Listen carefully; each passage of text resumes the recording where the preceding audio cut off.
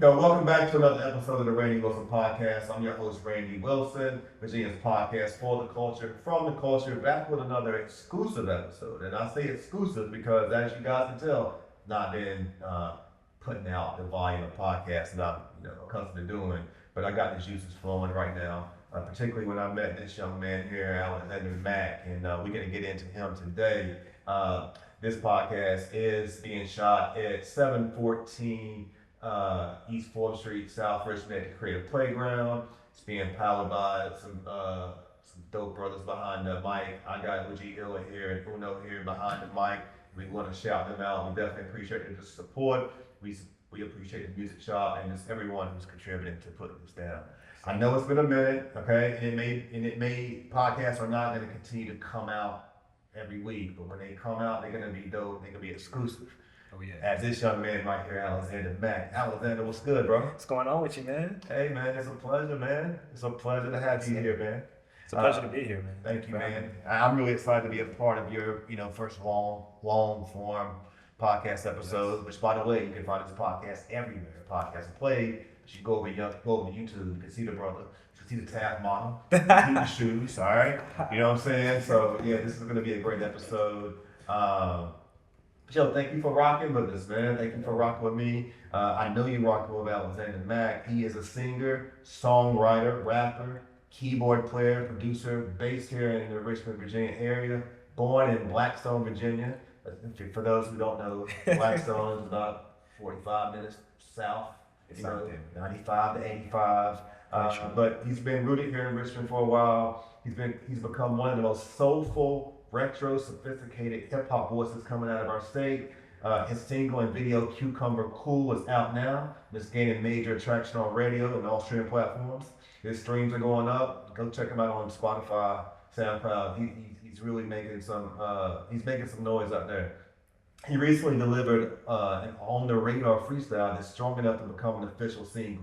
And he contributed to production of Grammy nominated. He's a Grammy nominated artist, along with Mad Skills, Virginia legend and icon, and some other fellow Virginia collaborators. Alex is now finishing a new full-length project that pulls together jazz, gospel, Afrobeat, and house. That's kind of how I would speak to it. Covering the past 6 years of his life, influenced by artists like Bruno Mars, Pharrell, Anderson .Paak, Lucky Day. This is kind of the ingredients I would say that contribute to his eclectic style. Yeah. And some even compare him to like a young Lupe Fiasco or a young Kanye West. So you may have seen him recently at the Richmond Jazz Festival. He's been a part of different fashion events with RV Fashion Week. You may have caught him in Norfolk at the Nova recently, performing as an opening act for Timbaland, and I'm talking about the real Timbaland.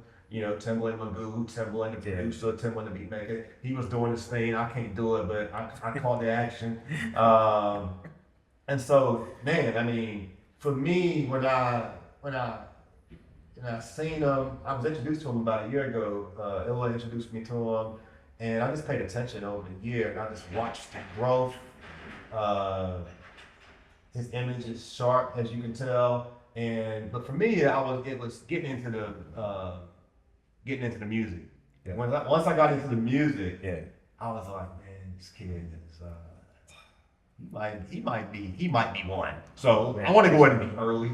I want to be early on the front end and check this out. So enough from me, Alexander, man. Appreciate you, bro. That's my that was official, man. Randy in the morning. That was official. In the afternoon. But now we're gonna calm it down, bro. We're gonna move through this, pretty structured here. So like, for someone who has never met you, yeah, okay, when you say young man of high value, yes, because I call that in your content. What does that mean? What does that really mean in your day-to-day life? Not just music, because this. Dr. Cheyenne Bryant, for y'all that don't know, she talks a lot about high value men, low value men, quality. What does that mean to you? Because I kind of got an idea, but maybe they need to know. So what that means to me is I believe that your value lies in your character first. So I truly believe that if you do the work on yourself and your characters align, like as a man, like you'll become what you want to become. You'll become better. And I don't care in the way that you carry yourself, in the way that you present yourself to the world, the way that you treat people. It's going to show in your craft, like in your work.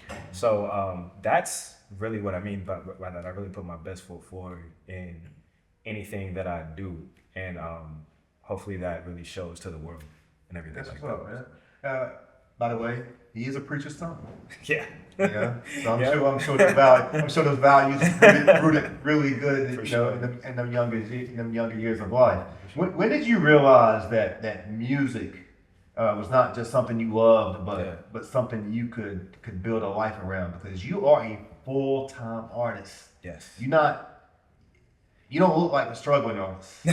I mean, I'm not pocket watching. I don't know. I'm just saying, but you're a full-time artist. You got brand deals. You out here really moving. When did you realize that this could be the thing? I really realized that this is what I wanted to do with my life when I was I would say I was about 14. That's when I realized. I remember, I'll never forget, I was on vacation with my family. I was walking on the beach, just like by myself, and I started like putting some like lyrics together in my head to this beat that I had made, because I only made beats for a while. I started making beats when I was 14. Right. When I realized that, like I was like, oh, okay, like I'm gonna try to put some words to that when I get home and everything like that. I had already started playing the piano when I was 6, and I started really singing when I was like 9. But as far as making music, that's when I really knew that's what I wanted to do with my life. So I think that's interesting. For those in the audience, like when I think about a professional athlete, right? yeah, Tip, Typically, if you haven't like got into your body yeah, and your craft, yes, as an athlete, not a professional. I'm talking about like a young man, young woman growing up. yeah, You got to have to be a professional athlete. You got to have the work ethic, yes, the body. You yeah, gotta have a lot of things. yeah. And 14 is an age where you begin to separate yourself going into high school from the middle school. Like you kind of got to come into yourself. You're either gonna be or you're not gonna be. Exactly. So I find that interesting for you at 14 from the music standpoint. It's like Yeah. you recognize it's serious now. For sure. I'm not just gonna do show choir. For sure. I'm gonna go home and Yeah. I'm gonna make up some beats. I'm gonna like try to put this together. Yeah. And I'm sure your dad, being a musician, probably easily influenced that. Oh yeah, yeah. He was completely supportive of everything that I wanted to do, especially getting my first like professional keyboard that I have until this day. Like the same, he drove me down to Greensboro to the Guitar Center when we found a good deal on like keyboard. He drove me all the way down there. We picked it up, and it was on stage with me at the jazz festival. So he's him and my him and my mom have been very supportive from day one. And for those who don't know, your dad was a professional artist. Yes. My dad was in the Cameo. band. Yeah, so he was Atlantic Star. Yeah, He was yeah. in that space, right? Yeah. So my dad was in a band called Kavakis, and they were really popular on the East Coast in the early 80s. And Barbara Weathers was actually in that band right before she went to go sing with Atlantic Star, and they got to perform with everybody. Y'all don't know about Secret Lovers. You know what I'm saying? Y'all don't know that. Anthem. So I seen, it's funny, before the recording, Dylan and I was talking about mental health, and I've seen some stuff out there where you've made some reference to mental health. Yeah. Having a father that grew up in the music industry, you now have come along yourself in the music industry. Yeah. Because I've heard you talk about mental health, I'm curious, like through this musical journey, what have been the low parts? Oh man. Like we are seeing the success, right? Yes. You know what I'm saying? But like, what has been the low parts and the struggles that may have had an impact on you? And I ask you to share that because it also could be inspirational for someone else who's looking at you today. For sure. And I'm glad that you brought that up, because a lot of people see they see the wins, like the public facing wins, but they don't see the, multitude of, losses and more so lessons that you had to learn like along the way. I would say a few of the hardest things is really struggling with your identity when you're like on your way to your goal, because honestly, going to work full time coming back home and then spending late nights doing this, sometimes, you know, it makes you question. It's like, most people question, like, okay, do I really want it that bad? Yeah. You know, like, is this really meant for me? You know, and everything like that. So you're dealing with that, you know, you're dealing with, you know, you don't really, I feel like most creatives feel like in the beginning, like you're not getting the support that you feel like you should be getting. But to all that I say is, you know, and I learned this when I really started to get into the industry, like you don't really know who's even watching. A lot of the opportunities I got in the beginning were ones I didn't even see coming, and I was sitting in my parents' basement while this was happening. Yeah. So yeah, it's mental warfare. Like when you're like, you know what you can do, but you don't quite like see it yet. It's not like right in front of your face yet. Yeah. I talk sometimes about. Well, I know. Mike Stern, I don't want to be getting into. I don't want to mess his name up, but he talks about the blind grind.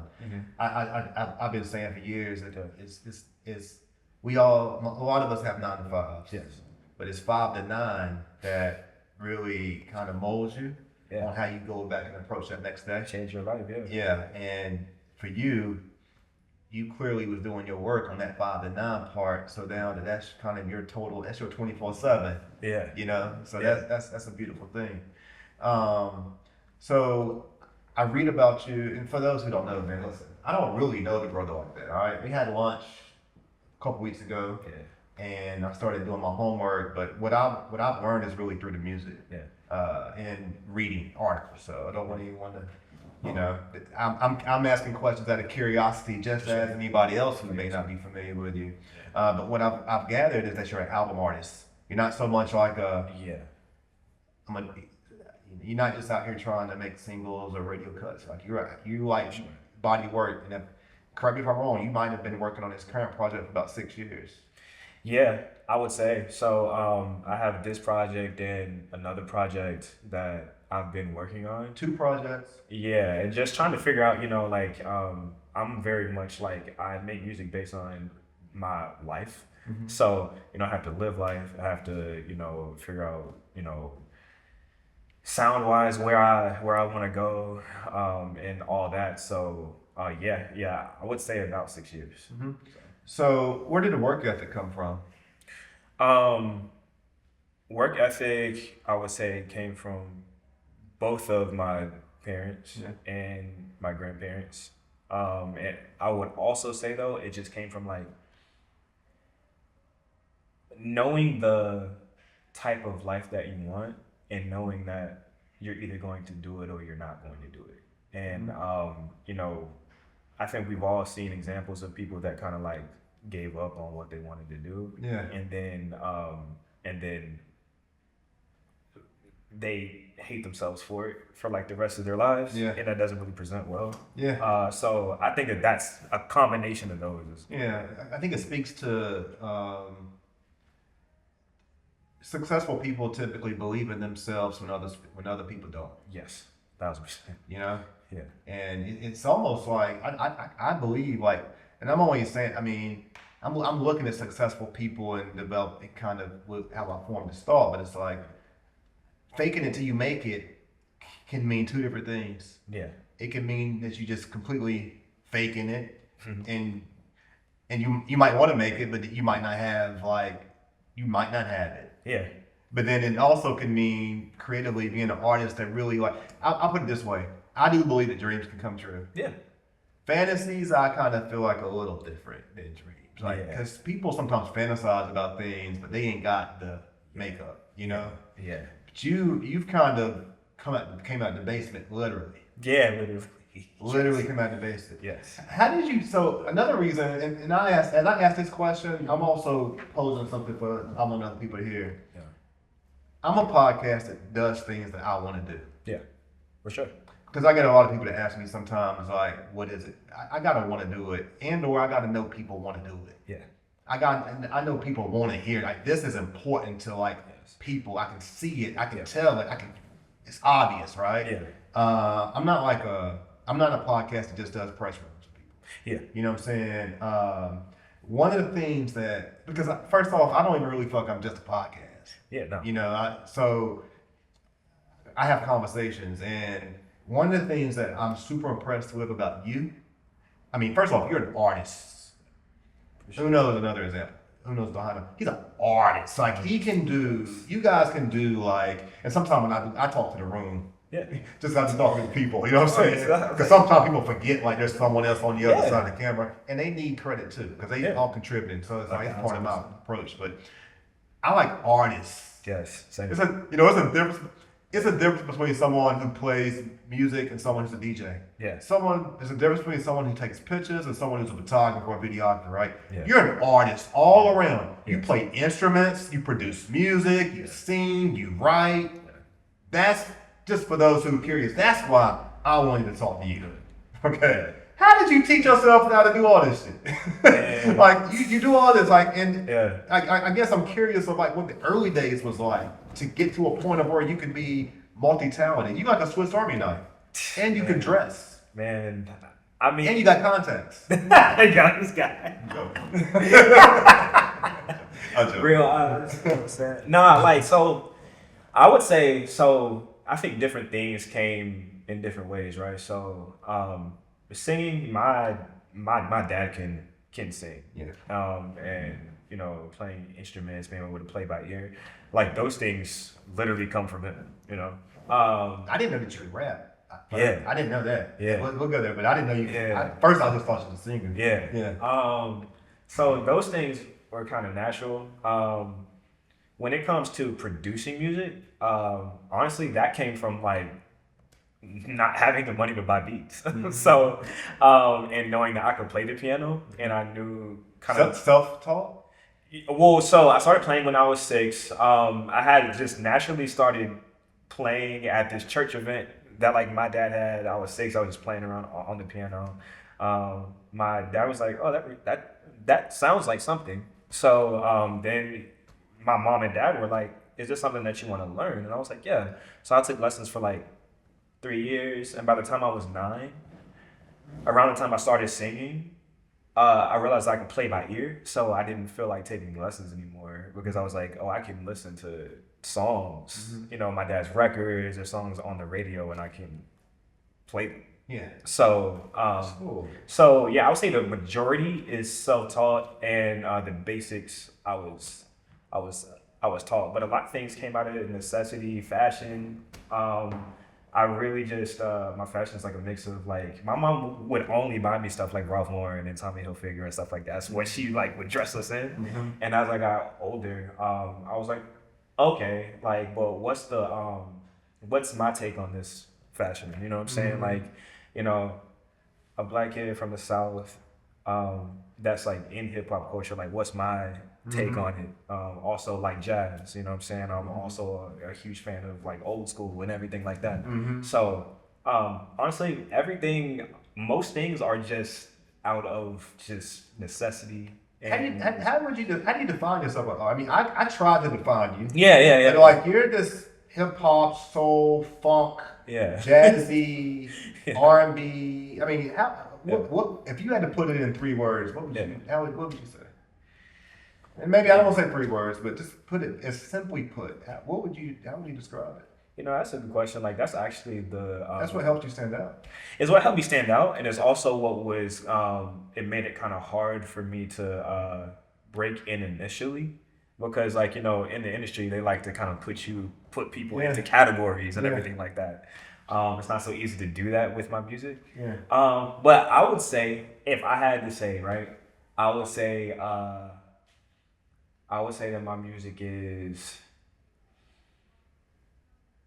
I would say that it's a modern day version of the music that your grandpa has on vinyl. You know what I'm saying? So like the like James Brown's, the like, you know what I'm saying? Like, what would James Brown sound like in 2025? Mm-hmm. You know what I'm saying? You're influenced by James Brown. Oh, he's more than Michael Jackson. I would say you skipped a generation. I would say that I'm influenced by them for 2 different reasons, I would say. Mm-hmm. But yeah, James Brown is a huge inspiration. So next question. Mm-hmm. I can see all the influences. Yeah. How do you separate? Like I think I see how you separate with hip hop here. Yeah. because a lot of those people that you're influenced by don't rap. Yeah. But you are influenced by T.I., which Yes. I ain't gonna lie, I was a little thrown off of that one. Yeah. I didn't, Yeah. Pharrell I could see. Yeah. But so, like, do you work intentionally hard to try to separate yourself from those, or is it just is what it is? It really just is what it is. The way I describe my like process for like making music and sounds is like I just really create the music that like I wish existed in the world, and I just take like my favorite parts from everything, because I grew up in the country, so people were listening to T.I. and Boosie and all those types of artists, and Young Dro and artists like that.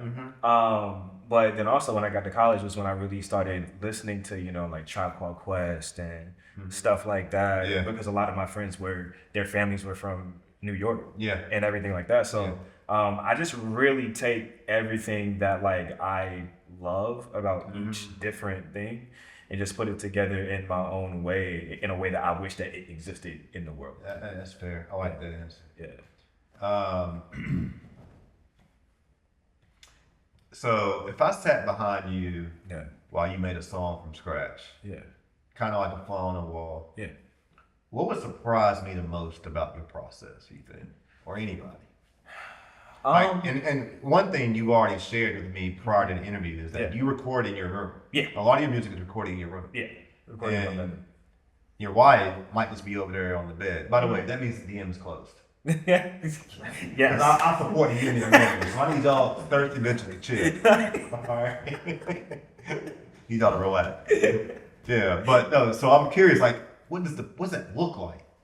So I think that people would be really I honestly think that that's what people would be the most surprised about. Like, I'm not in some like big grandiose I'm not surprised by that, because that's the modern day. Like, that's the modern day. A lot of people don't record in like big studios anymore. No, you don't have to, unless you know what I'm saying. Like, now, unless you want like unless you don't have the means for the equipment, and there are like, so if you go into like a multi-million-dollar studio, their mics is the best of the best. Yeah. So your vocals are gonna sound different. Yeah. Like their vocal chambers. Like there's a reason for going there. But Yeah. me, I feel the most comfortable in my home. I feel like the emotion comes through the most pure there. Yeah. So, but yeah, and then I think at the fact also that my wife is just chilling on the bed reading a book or something, listening to me go through all these different sounds and playing the same thing over and over again. Like, she's there for all of that. So I'm gonna go off the rail here for a minute. All right. Before I jump into my format. I was watching the interview with Mario. Okay. And Cam Newton. Yeah. You seen that? Yes. And he was asked, like, so do you think Ray J can sing? Uh-huh. Do you think? Yeah. So let me ask you. Uh-huh. Well, this kind of is though part of what I'm gonna do. So like, before I go there, Yeah. you have one foot in rap, soul. You got a bunch of feet. Yes. Jazz. Yes. Like you're walking around like an octopus right now, Facts. man. On stage, do you feel like do you feel like you're more one than the other? Like, or do you just feel like an artist? Like, I mean, for example, like, when you walk in a room of hip hop artists, and it's like a rap event, do you still feel like, do you feel more like a rapper, or do you still feel like just like this?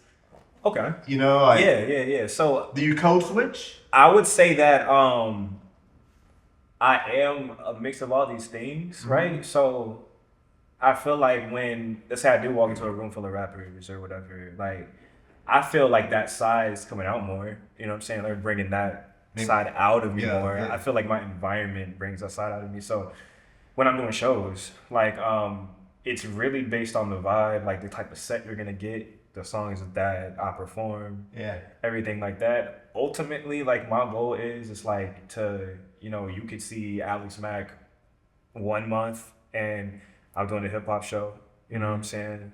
Or you could catch me the next month and I'm doing like like a jazz set, you know what I'm saying? Like with the band, you know what I'm saying? Like it really depends on where you go. And it's really an experience, and you got that experience wherever you were. I think you put rappers on notice though when you did that on the radar. I really do. I think you put rappers on notice, like, look, so I'm here just to let y'all know, I can do this too. I didn't know. So then that's what led me to go back and listen to the music. It's like, oh, I forget. I think I told you who you reminded me of. Yeah. Remember MC that's he has the baby by the tennis player. Corday. Yeah, I got Corday vibes from listening to some of your music. Yo, Corday, he sing a little bit too. For sure. Kinda. Yeah. Not like Ray J. He got harmony. Yeah. Can Ray J sing? I think that Consumer singer? I definitely consider Ray J a singer. I think that there are songs that I've recognized Ray J's like vocal talent in. Yeah. I think that One Wish is one of them. Yeah. I think that to be able to carry that song. Yeah. He grew up in church. Yeah. And he's Brandy's brother. Yeah. You know what I'm saying? So I just realized Brandy had a daughter when I was watching the interview on one. That looks exactly like it. Yeah. Actually might be more talented. Yeah. No, so I think that Ray J I think that he's talented. I also think there's two different kinds of singers though too. Yeah. I think there's singers that like go crazy live, you know what I'm saying? And I think there's like studio singers. Yeah. And I think that like Ray J, like not saying that he can't, you know what I'm saying? I've seen live Ray J shows where, you know what I'm saying, like he's done well live. Yeah. But I think that he shines actually like on songs. Yeah.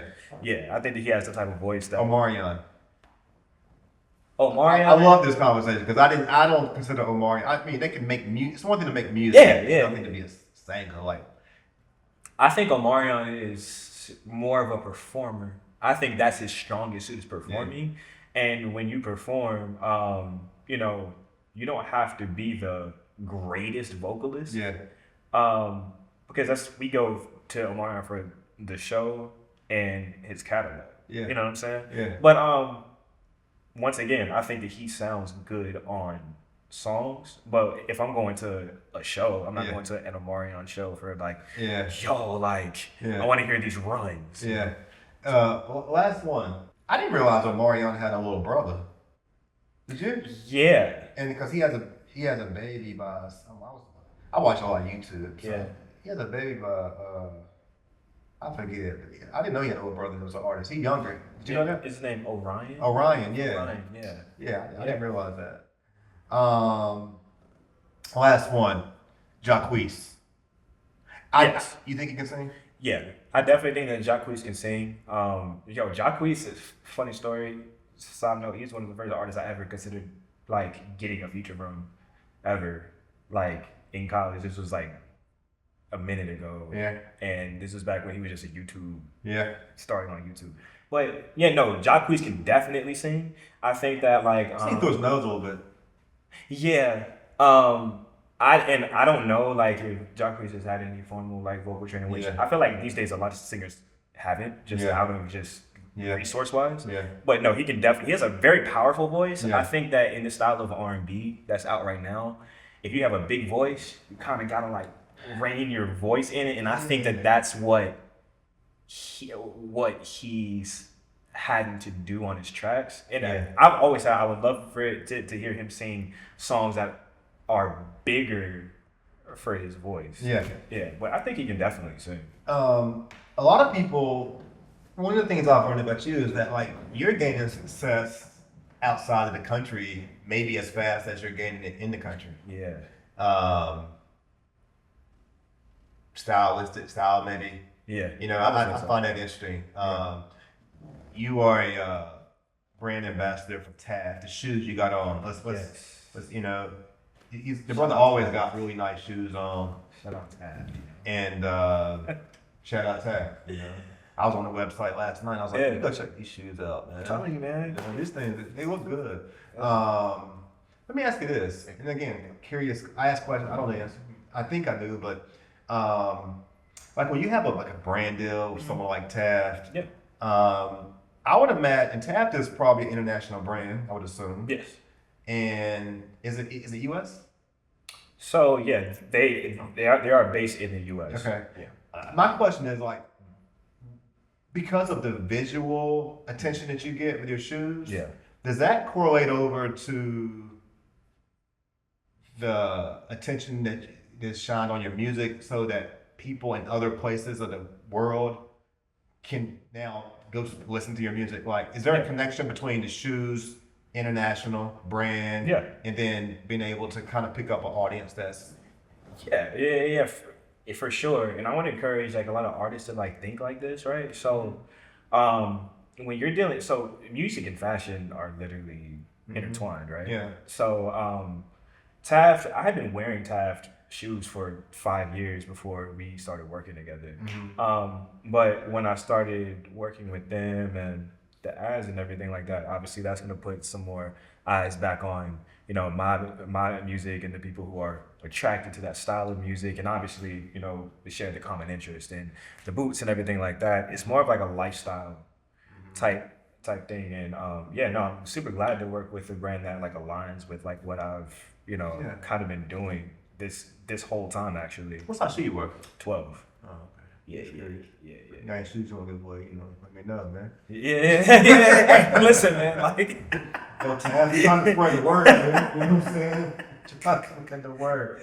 We want to get the word out about them shoes are nice, man. Hey, thank you, man. I mean, all those shoes are nice. I was checking out the gram last night, and then I went to Taft. I was like, man, he all over Taft. Yeah. Then I saw Richmond. I mean, you bringing attention to the city.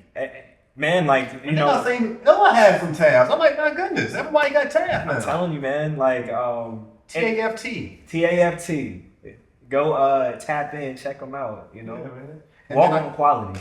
Yeah, and then I guess you got tab socks, or you just do whatever you want with the socks. Like, Oh, I just do whatever with the socks. You know what I'm saying? Shoot, until Taft makes some socks.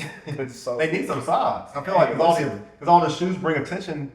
The way you wear them, I mean, you bring it. You might as well, or somebody else can give a sock deal. Sock deals. We open the sock deals too. Hey, listen. You know what I'm saying? I'm super passionate about socks, man. Like I just feel like they're super unique. They add the extra sauce to, to fit. I used to wear socks a lot, particularly when I was wearing suits every day. Yeah. I'm barefooted half the time. I wear flip flops and no socks. I mean, I'm on the opposite end of the spectrum. Yo. But I'm trying. However you're inspiring me.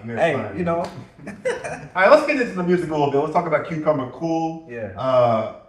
Let's talk about on the radar. Let's talk about albums. So Cucumber Cool is now in radio rotation. Yes. And the video is moving. I'm seeing it move on the on. Let me make sure I understand. Cucumber Cool, is that the title of the On the Radar, or is that something different? Okay, so Cucumber Cool is the single that's on the radio now. Yeah. I've heard both on the radio then. Yeah. Sorry, I'm a little stunned. My bad. I've heard both. Yeah. So let's talk about both. Yeah, so I guess I'll start with Cucumber Cool is the that's the video. Like I got it now. Cucumber Cool is a video out. Yeah, and it's getting traction. Yeah. All right, my bad. I got a little confused with my research there. Right. So, because people are using that in reels. Yeah. So sticking on that, it is on the radio. Yes. And it's also moving visually on the internet, YouTube, Instagram. People are using it in reels. Was there a moment where you thought, oh, this might be the one? What's crazy about that song? Do you think it's the one? Because songs like, shout out G Sambo, just an example. He's a Richmond artist. Like, he made a song that he still is able to, it's the impact sometimes comes a year later. Yeah, for sure. It's just about working your project. So when you think about is it the one? Yeah. Or could it be the one? Yeah. What do you think about it right now, based on what you're seeing? What's crazy about that song is like I started it and then didn't finish it for like a year. And then I came back to it one day. I was looking for another song that I had started and I opened the project file and I was like, okay, this is pretty dope. I came back to it with like fresh ears. Yeah. And I really knew it was special when I was finishing it and I started writing the hook. Mm-hmm. And then I was like, okay, I think this is something. Mm-hmm.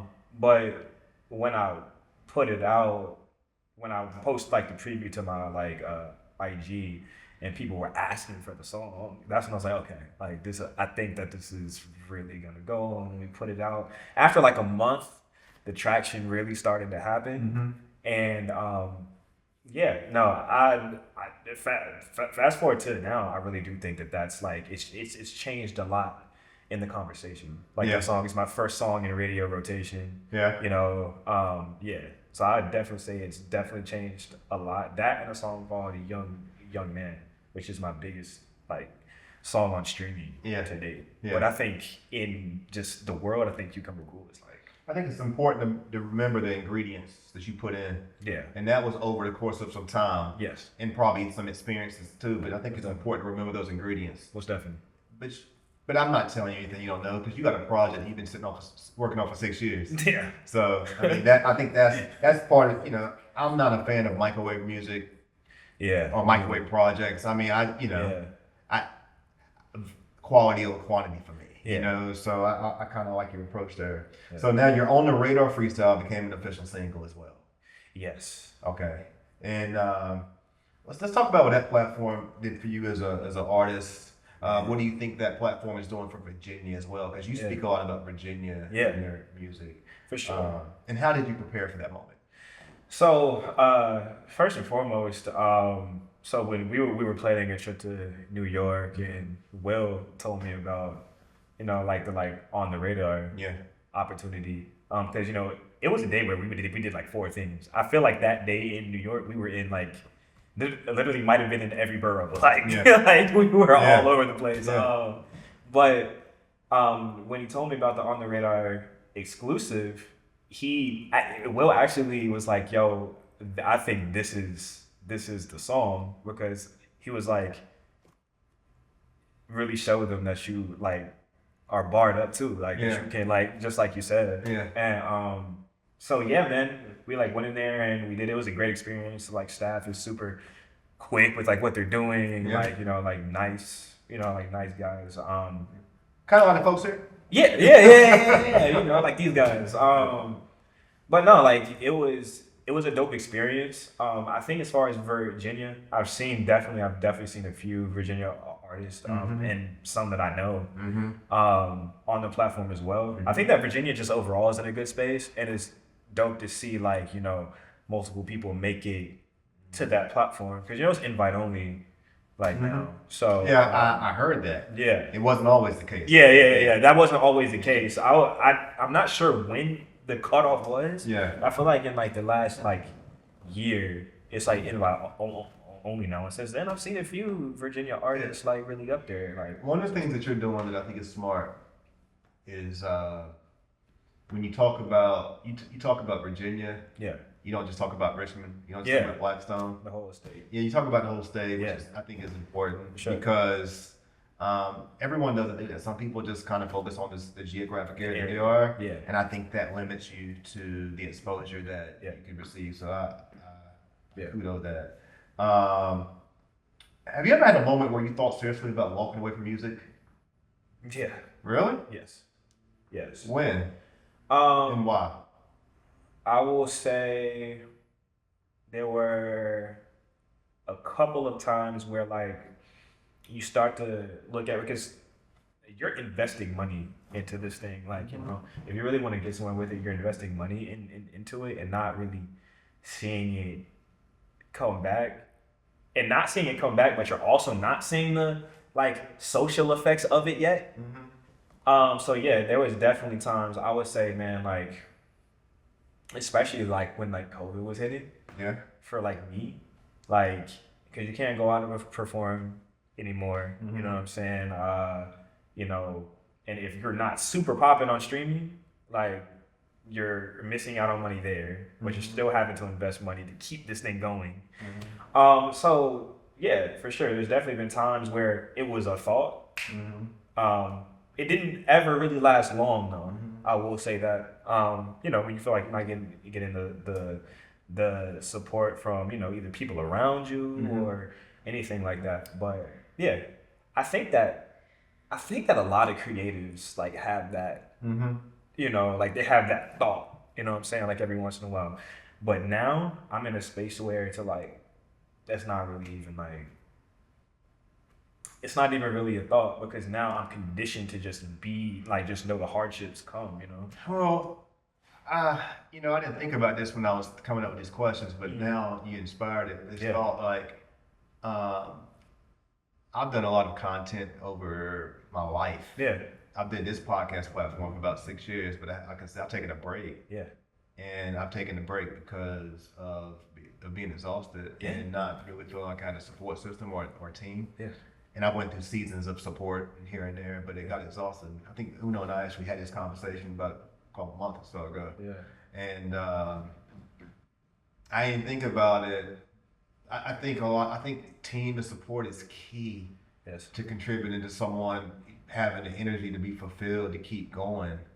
And I never even, as I was thinking about that question for you, I never even thought about it for myself because I'm kind of in that place right now. Yeah. But I mean, the enthusiasm and the energy I get just from sitting down and having a conversation with someone that's not so serious about life, that's inspiring for me, man. So I stay motivated, man. Look, I'm gonna run down your accolades real quick, some of them, okay? Richmond International Film Festival, opened up for MC Light. This is just all within the past year, I think, too. Shout out to your management. Black Music Month with Our Heart. Black Music Month with Radio 1. Richmond Jazz and Music Festivals, 2 Street Festival, Cultures Couture, Richmond Convention Center, Timbaland and the Hitmaker Celebration. The single is currently on Wilson's Spot to Beat, Hot 91, 97.3. You doing something with Nike? So I've had I've had a single used by Nike. Low key stunt. Dang, really? That's crazy. Yeah. You got a video game in that. Yeah. That's what we're doing now, man. We're like doing a lot of stuff for like TV, like getting in that world. Crazy something with Tubi. Crazy press. You got lots of press. You're approaching 1 million soon streams, close to that. Got On the Radar freestyle we've talked about. Grammy nominated for producing credits on Mad Skillz like this album. Yeah. Which has features by Naisha Fox, Katie London, Estelle, Radio B, B Love, and others from the city. Yes. Current brand sponsorships we talked about with Taff. Yeah. Soup Brother VMA collab. Yeah. I mean, you just got so much going on. I keep going. So let me as we talk about these things. So a 2-part question here. You already talk to me about the relationship you developed with the music group with Ella. Yeah. Will, talk to me a little bit about that because it's pretty apparent to me that is for sure. Yeah. And so I'll take our relationship like back to like what you were saying. When you have people that are like, around you and support you and like inspire you, like I think that like what we've been able to do is just a testament to that. Just like how quick and how big of a difference things make. Like, like when you're really working with somebody and you both are just like locked in and you believe in each other, you know what I'm saying? And, you both are just like passionate about, just creating something great. That's what, me and Will, I think like really like offer to like each other. And that's what we are able to like provide to each other. Cause it's like sometimes like you were saying, like there's sometimes where you're burnt out, and things like that. I think like Will understands like one thing that he's like taught me a lot is to kind of just like, push through it and kind of like, things, this thing still has to get done to where you want to be, you know what I'm saying? Because when you're sitting on the other I'm and, you've achieved this thing, you're gonna be glad that you pushed through there. I mean, I ain't gonna lie. I'm not taking anything away from Will. I'm just, of all the things that you guys have created together, I'm surprised that the push through it part is the area that you needed the most help in. For sure. Because I think I'm surprised in that part. Yeah, like I'm not surprised at him pushing you through it. Yeah. That sounds about right. But I'm surprised that that's the thing that I think that as an artist, like as a creative, like you're already thinking about like all these things and you get in your head sometimes about certain things. Like sometimes like you need somebody that gets you out of that headspace and has you to stop like. Are you complacent? You get complacent? I wouldn't say complacent. I think that sometimes I get overwhelmed with like certain things, and I would say that like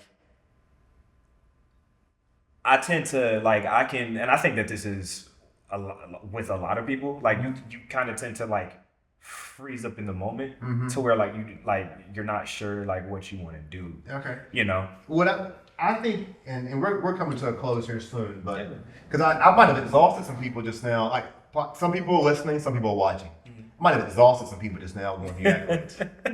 But when I feel like they like, hey, they hate. But what I think about when I look at y'all's partnership, you spoke on push through. To me, what that represents is organization and strategy. Oh, for sure. Like that's what I see. Yeah. That's strategic organization and push through. Yes. Right. Yes. So I mean, I applaud you for your accomplishments, man. Hey, both of you guys, for real. Yeah. It's a team effort. You're inspiring me. Yeah. You're inspiring me, man, because I'm seeing it on a real time level. Like we all within the same city. You know what I'm saying? Yeah. Like Yeah. tangible connections and relationships and introductions could be made where we live, and when you see someone doing something and like they're really doing it, that's inspiring. Yeah. So last serious question, and then we can get into the bullshit. All right. You produce on a Grammy nominated project with Skills. Yeah. Talk to me a little bit about how that relationship happened. Skills he's also been a former guest on the show. Yeah. What did it teach you about your ear? Yeah. And your value as a producer? So, connection, ear, and value. Connection, ear, and value. I like that. Okay. What was the connection? So the way that me and Skills connected originally, a lot of people like I'll say this about Skills. Skills has his like finger on the pulse of like what's coming. Yeah. Right. So he saw you a long time ago.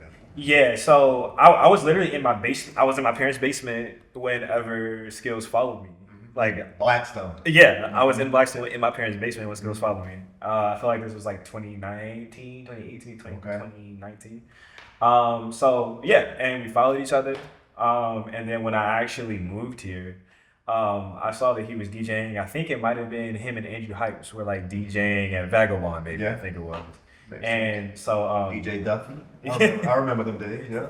And I like DM'd him. And I was like, yo, like I'm a fall through. He's like, yeah, like fall through. And I brought my girl who's now my wife, and we were just in there dancing, whatever, just having a good time. Like didn't really like approach him on any like, oh, let's like work, anything like that. Like I came in, like, like dapped him up, and we chopped it up for a little bit after, and I left.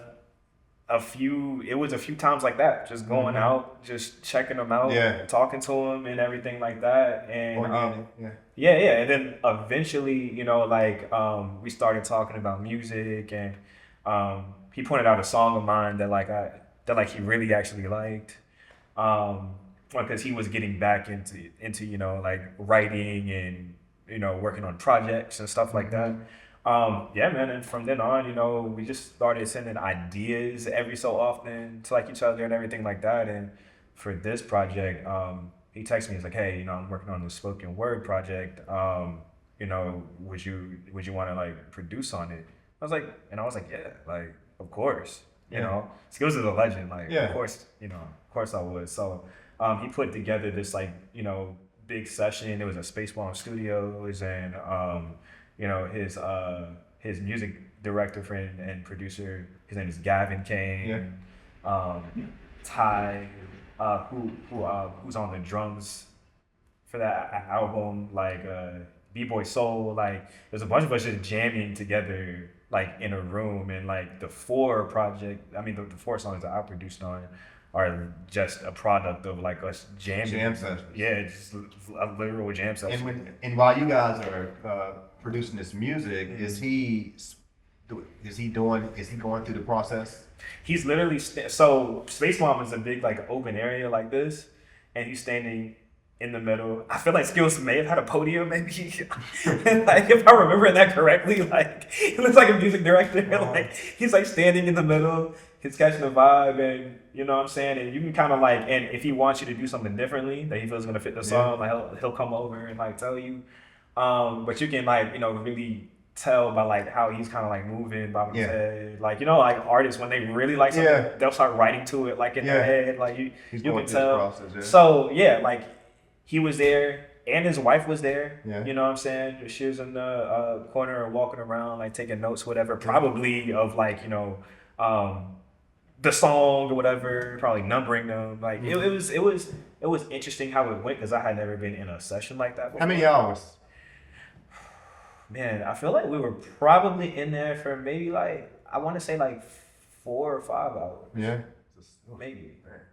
Yeah. Just jamming, man. I think that, hey, I love this clip because this is a good clip. Knowing the behind the scenes and it's Grammy nominated. Yeah. This one's definitely gonna have to go. Yeah. And I appreciate you painting that picture. I haven't heard it, I don't. There's very few people that can paint that picture. Yeah, it was super unique the way it was done. Yeah. Like I would definitely say that it was very free flowing, and I think like, my favorite song, Friday Feels, it was done. It was the last joint done. As a matter of fact, I think we were about to pack up, and we just started playing that. Yo, shout out Skills because Yes. we got a lot of artists now that can say they're Grammy nominated, and I 1000%. don't think we should say that lightly. No. Because it takes a lot of crumbs to make a loaf of bread.